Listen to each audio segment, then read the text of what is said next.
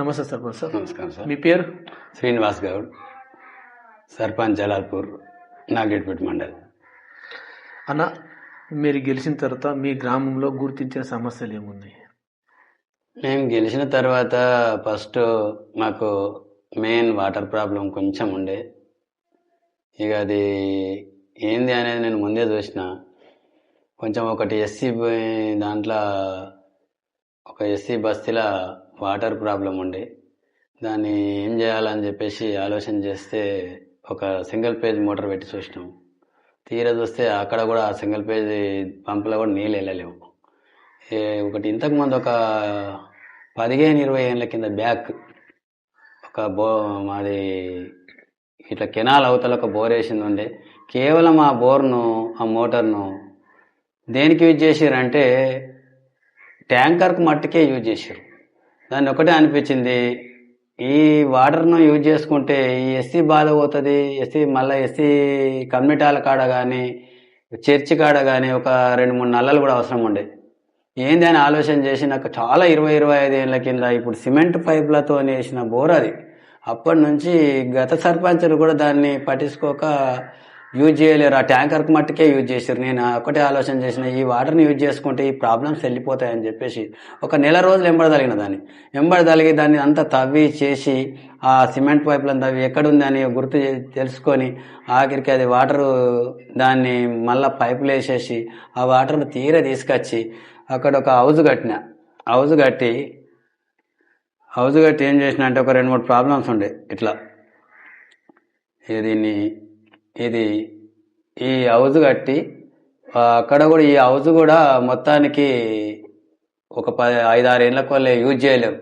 ఈ హౌజ్ని ఏం చేసిన అంటే ఈ హౌజ్లకు వాటర్ ఒక నల్ల పెట్టి మళ్ళా పక్కకే బట్టలు ఉతకడానికి కట్టేసి దానికి అక్కడ లేడీస్కి బట్టలు ఉతకడానికి ప్లాట్ఫామ్ కట్టిన ఈ హౌజ్ని యూజ్ చేసేసి మొత్తం క్లీన్ చేసేసి మొత్తము సిమెంట్ అంతా చేసి దీన్ని ఓకే చేసి దీనికి ఒక ట్యాప్ పెట్టించిన. దీనికి ఒక ట్యాప్, మళ్ళీ ఎస్సీ వాడలో ఏదైతే ప్రాబ్లం అనుకున్నామో అక్కడ ఒక ట్యాపు, మళ్ళీ మా రోడ్డు మీద ఒక చర్చి కాడ ఒక ట్యాపు, మళ్ళీ ఎస్సీ కమ్యూనిటీ హాల్ కాడ ఒక ట్యాపు పెట్టేటాక ఒక 4 ట్యాప్స్ పోగా మళ్ళీ ఇంకా కొన్ని నీళ్ళు ఎక్కువ అవుతున్నాయి. దీన్ని ఏం చేయాలని చెప్పేసి దీన్ని వాటర్ ట్యాంక్ లైన్ వేసేసిన. అయితే ఇప్పుడు ఏమవుతుందంటే ఆ బోర్ వాళ్ళన్న ట్యాంకర్కు ఉపయోగపడేటట్టు చేసిన అక్కడ మళ్ళీ తీరా ఈ 4 ట్యాప్స్ వస్తున్నాయి. అక్కడ హౌజ్కు వాటర్ అవుతుంది, అక్కడ బట్టలు పిండుకుంటా సౌకర్యం దొరికింది, గోదలు తాగడానికి వాటర్ యూజ్ అయిపోయింది, ఈ 3 వాటర్ నల్లలు ఫ్రీ అయిపోయినాయి, మళ్ళీ ట్యాంక్ ఇప్పుడు నీళ్ళు ఎక్కుతుంది. దాని వలన అదొకటి. ఇక మళ్ళీ వాటర్ ప్రాబ్లం కడికి వస్తే అది ఒడిచిపోయిందని అంటే మాకు ఏదైతే మంజీరాల బోర్లు వాటర్ లేక కాదు, మంజీరా నుంచి వాటర్ వస్తుంది, కానీ మంజీరాల బోర్లు వేసట్లో ఏకదం క్లోజ్ అయిపోతున్నాయి. ఒకటేసారి క్లోజ్ అయిపోయి ఆ వాటర్ వచ్చి ఆ బోర్ల కాడికి పోకుండా ఆ వాటర్ వచ్చిన నాసు నీళ్ళు ఇది అది రావడం అనేది ఉండదు. ప్రతి 5-10 ఏళ్ళకు అదే బాధ. దీన్ని ఎట్ట తీరాలని చెప్పేసి మా ఎమ్మెల్యే గారిని అడిగిన. నేను ఎమ్మెల్యే గారిని అడిగితే, సార్ మా పరిస్థితికి ఇది ఒక మ్యాప్ లెక్క గీసేసి నేను సార్కి చెప్పిన వివరించి, సార్ ఇది పరిస్థితికి ఇది, మీరు ఇక్కడ మాకు కొంత ఫండ్స్ ఇస్తే పూరా ఈ వాటర్ ప్రాబ్లం వెళ్ళిపోతుంది. ఈ వర్షాకాలంలో వాస్తవానికి అందరికీ ఎండాకాలంలో బాధ కలగాలన్నా మాకు వర్షాకాలంలో బాధ జరుగుతుంది సార్ మరి అని చెప్తే అన్నకు అప్పుడే అర్థమైపోయింది. సరే నేను మీ ఊరికి వెంటనే చేస్తాను, 7.5 7 లక్షలు మాకు ఇమీడియట్లీ ఇచ్చేసిండు సార్ చెప్పగానే. ఇస్తే మళ్ళీ సరిపోవని చెప్పేసి మళ్ళీ కూడా మనం చెప్పడం జరిగింది. ఎందుకంటే మాది ఇంచుమించు 1.5 కిలోమీటర్ నుంచి సార్, 1.5 కిలోమీటర్ నుంచి పైప్ లైన్ వేసుకురావాలి. మళ్ళీ 7.5తో మేము బోర్లు వేసినాం. ఒక బోరు ఫెయిల్ అయింది, 2 బోర్లు పాస్ అయిపోయినాయి. ఆ నీళ్లు రావాలంటే 3 ఇంచు వాటర్ రాగలుగుతాయి ఊళ్ళకు. అంటే 2 బోర్లను కలిపితే 3 ఇంచు వాటర్ రాగలుగుతాయి. అంటే పైపు పెరిగిపోయింది. మళ్ళీ 2.5 ఇప్పుడు ఏదైతే 2 ఇంచులన్నర పైపు బదులు 3 ఇంచు పైపు వేయవలసి వస్తుంది. దీనివల్ల అలా కాస్ట్ పెరిగింది. మళ్ళీ ఏంటంటే కొంచెం ఒక 1000 కిలోమీటర్ల దూరం అనుకున్నప్పుడు మనం ఇంకో 500 కిలోమీటర్లు ఒక బోర్ ఫెయిల్ అయితే వెనకకి వెళ్ళిపోయినాం కాబట్టి అట్లా కూడా కాస్ట్ పెరిగిపోయింది. మళ్ళీ అన్నను పోయి అడగడం జరిగింది. వెంటనే సరే నేను ఎట్టి పరిస్థితుల్లో మీకు వాటర్ రెస్టార్ట్ ఆ పైసలు కూడా మేము అరేంజ్మెంట్ చేస్తామని చెప్పిండు. చెప్పినప్పుడు గ్యారంటీ ఇస్తాడనే నమ్మకం కూడా మా సార్ మీద మాకు నమ్మకం ఉంది. ఏ దానికైనా మాకు రోడ్ల విషయానికి అడిగి కష్టాకాల రోడ్లు కూడా ఎన్ఆర్ఈజెస్ రోడ్లు కూడా మాకు 20 లక్షలు ఇవ్వడం జరిగింది. ఇంచుమించు 15 లక్షలు కంప్లీట్ అయిపోయినాయి. ఒక 5 లక్షలు ఉంది, వర్షాలు పడట్లా అది ఆగినాం, అది కూడా కంప్లీట్ చేస్తాం. డ్రైనేజ్ సమస్య ఎట్లా ఉంది? డ్రైనేజ్ సమస్య కొంత మట్టుకుంది, లేదన్నది ఏం లేదు. డ్రైనేజీలు కావాలి. ఇప్పుడు సీసీ రోడ్లు వేసినామంటే పక్కకు డ్రైనేజ్ వేయకుంటేనే వేసినాం. కొన్ని రోజుల్లో మాకు సార్ దృష్టి కూడా తీసుకుపోతాం. ఆ డ్రైనేజ్ కూడా కొన్ని ఇచ్చిండు అనుకో, ఆ డ్రైనేజ్ ప్రాబ్లం కూడా పోతాం. స్తంభాలు, స్ట్రీట్ పోల్స్ స్తంభాల పరిస్థితి ఎట్లా ఉంది? స్తంభాలు అంటే ఇప్పుడు స్తంభాలు కూడా కొన్ని రాసి పంపినాం ఆడాడ. ఎందుకంటే విలేజ్ కొంచెం ఇప్పుడు మనం ఇందాక ఉంది అనుకో, అక్కడ నుంచి విలేజ్ వెనుక కొన్ని ఇళ్ళు కట్టుకుంటారు కాబట్టి ఆడో స్తంభం అన్నట్టుగా ఓ 10-15-20 స్తంభాలు ఇచ్చినట్టయితే స్తంభాల ప్రాబ్లం కూడా వెళ్ళిపోతుంది. అంగన్వాడీ స్కూల్ ఎట్లా ఉన్నాయి? అంగన్వాడీ స్కూల్ మా దగ్గర ఆల్రెడీగా 2 అంగన్వాడీ స్కూల్ గవర్నమెంటే ఇక్కడ.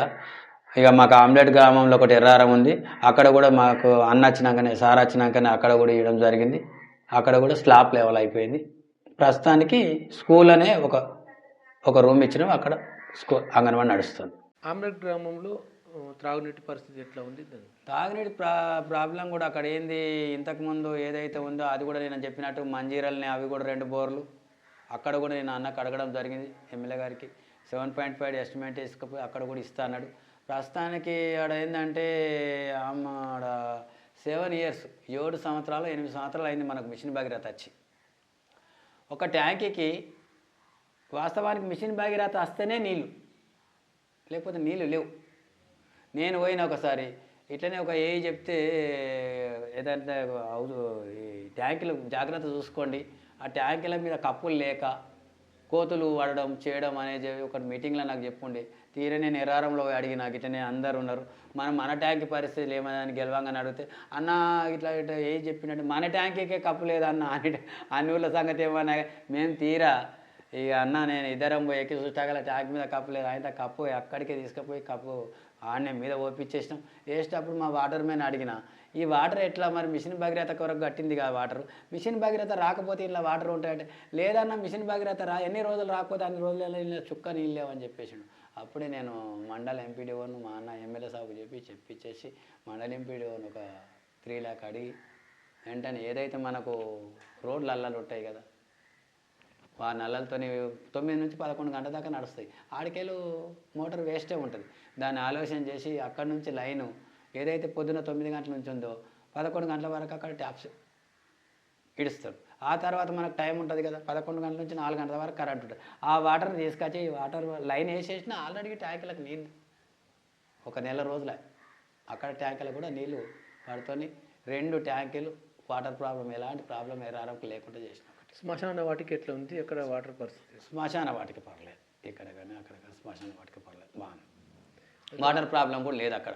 ఎందుకంటే ఆల్రెడీగా బోర్ ఉంది మా దగ్గర, శ్మశాన వాటిక పక్కకే బోర్ ఉంది.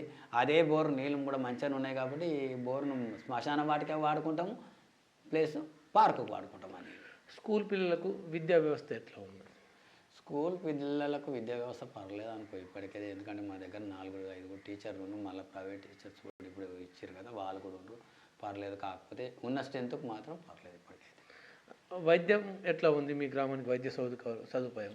ఇక వైద్య సౌకర్యం అంటే ఇప్పుడు వాళ్ళు వస్తుండ్రు, వాళ్ళకు రూమ్ లేదు ప్రస్తుతానికి. ఆల్రెడీగా ఇప్పుడు ఇంతకుముందు కాంట్రాక్టర్లు నేను గెలవక ముందే వాళ్ళు పోయి ముందుటున్నది అదే కట్టిర్రు, స్లాబ్ లెవెల్ అయిపోయింది, వాళ్ళు అంతకే ఆపేసారు. ఇక అది కూడా ఇంతకుముందు ఏఈ గారికి కూడా చెప్పిన నేను, సార్ మరి ఆ కాంట్రాక్టర్లు ఎవరో వాళ్ళకి చెప్పండి, మరి పూర్తి చెప్పేయండి అని చెప్పిన.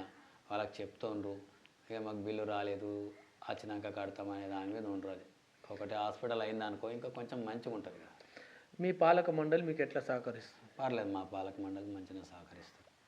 మీ గ్రామ సమస్యలను మీ పాలక మండలి ద్వారా మీ ఎమ్మెల్యే గారికి మీ సమస్యలు ఎట్లా తీసుకెళ్దాం అనుకుంటున్నారు? నేను ఎప్పటికీ అప్పుడు ఎమ్మెల్యే గారికి నేను దృష్టికి తీసుకుపోతూనే ఉంటాను. ఎందుకంటే ఒకటి ఏంటంటే నాకు కొంచెం దగ్గర రావడానికి కారణం ఏంటంటే నేను ఆల్రెడీ ఫిలింనగర్, నేను ఇక్కడికి వెళ్ళిపోయినాక ఫిలింనగర్నే ఇల్లు, అక్కడ స్టేషనరీ షాప్ ఉండే నాది, అందులో దగ్గర ఉంటాడు కాబట్టి నేను ఇక జర దగ్గర వ్యక్తి లాగానే భావిస్తున్నాను. కాకపోతే నేను మంచి వ్యక్తి అనే దాని మీద కూడా తన ఏది చెప్పినా చెప్తా తన అంతకథ. గతంలో మీరు ఏదైనా రాజకీయ పదవులు చేసినారా?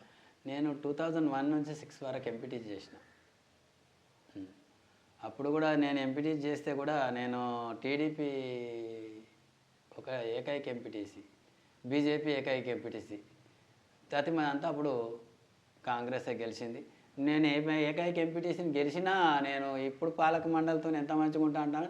వాళ్ళతోని కూడా అప్పుడు ఎంపీపీతోని కానీ వైస్ ప్రెసిడెంట్ మేమందరం ఉమ్మడిగానే ఉంటుంటే ఫండ్స్ విషయంలో కూడా నేను అప్పటి ఎంపీపీతో మంచిగా ఉండి ఎంపీడీఓతో మంచిగా ఉండి ఫండ్స్ విషయంలో కూడా నేను ఫండ్స్ తెచ్చుకుంటుంటే అన్ని ఊర్లకు నాకు వచ్చేది ఒక సంవత్సరానికి 1 లక్ష ఉండే ఎంపీటీసీగా, అంతకంటే ఎక్కువ రాకపోతుండే. కానీ నేను మాత్రం అపోజిట్ వేరే కాంగ్రెస్ జెడ్పీటీసీ గెలిచిన వాళ్ళతో మంచుకుంటూ, ఇటు ఎంపీపీతో మంచుకుంటూ, అటు ఎంపీడీఓతో మంచుకుంటూ 4 గ్రామాలు మా దగ్గర ఎంపీటీసీ పరిధిలో అచ్చేపల్లి, రామకపల్లి, ఎర్రారు ప్రతి విలేజ్లో నేను పనిచేసిన. ఒక ఎంపీటీసీ మోరి కట్టిండ నేను జలాల్పురంలో అన్నట్టుగా జలాల్పురంలో ప్రతి వాడకు చేస్తూ ఆమ్లెట్ గ్రామాలను కూడా కవర్ చేసుకున్నప్పుడు నేను అంటే అదనంగా వర్క్స్ తెచ్చి అట్లా. మీరు మీ గ్రామాన్ని గత 4 సంవత్సరాల ముందు మీరు ఎట్లా చూడాలనుకుంటున్నారు మీ గ్రామాన్ని? మా గ్రామాన్ని మాత్రము నేను వచ్చింది అభివృద్ధి కొరకే.